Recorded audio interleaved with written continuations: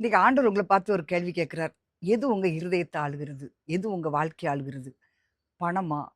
இல்ல எது? அப்படின்னு யோசிச்சு பாருங்க. பணம் வந்து நம்முடைய கையில இருக்கிறது தப்பு இல்ல. அந்த பணம் நம்ம இருதயத்துல இருக்கிறது தான் தப்பு.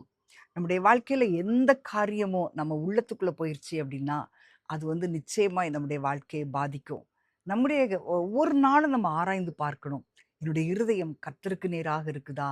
என்னுடைய இருதயம் நெறைய காரியங்களை நோக்கி இருக்குதா? இப்படிலாம் நம்ம ஆராய்ந்து பார்க்க பார்க்க நம்முடைய வாழ்க்கையில ஒரு பெரிய ஆசீர்வாதத்தை ஆண்டவர் கட்டளையிடுவார்.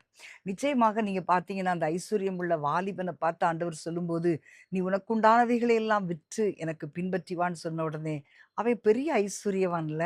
அவன் வந்து அப்படியே ரொம்ப துக்கம் அடைந்தவனாய் போயிட்டான். ஏன் அப்படின்னா, அந்த உலகத்தின் ஆஸ்தியின் மேல தான் அவனுடைய இருதயம் இருந்துச்சு. ஆண்டவர நோக்கி பார்க்கல.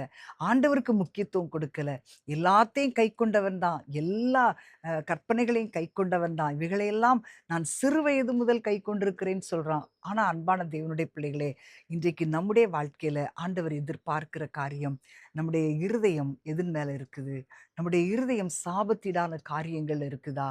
அன்றைக்கு ஆகான் சாபத்தீடான காரியங்கள வீட்டுக்குள்ள எடுத்துட்டு வந்ததுனால, முழு குடும்பமும் பாதிக்கப்பட்டது இல்லையா? இன்னைக்கு நம்முடைய வாழ்க்கையில நம்முடைய இருதயம் உலகத்தின் காரியங்கள்ல இருக்குதா? இல்ல பாவத்தின் சிற்றின்பங்கள்ல இருக்குதா? இல்ல தேவனுடைய பலத்துல இருக்குதா? தேவன் மேல நம்முடைய இருதயம் இருக்குதா? கொஞ்சம் ஆராய்ந்து பார்ப்பீங்களா? ஆண்டவர மட்டும் நீங்க பார்த்தீங்கன்னா, ஆண்டவர் சொல்லுகிறார், "என்னிடத்துல உனக்கு ஒரு இடம் உண்டு. உனக்கு ஒரு வழி உண்டு.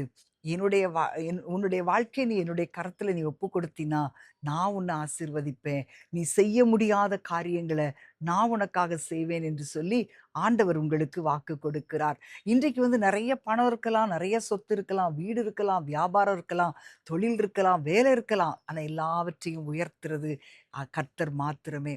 அவர மாத்திரம் நீங்க நம்புங்க. நிச்சயமாய் உங்களுடைய வாழ்க்கை மேன்மையாக மாறும்.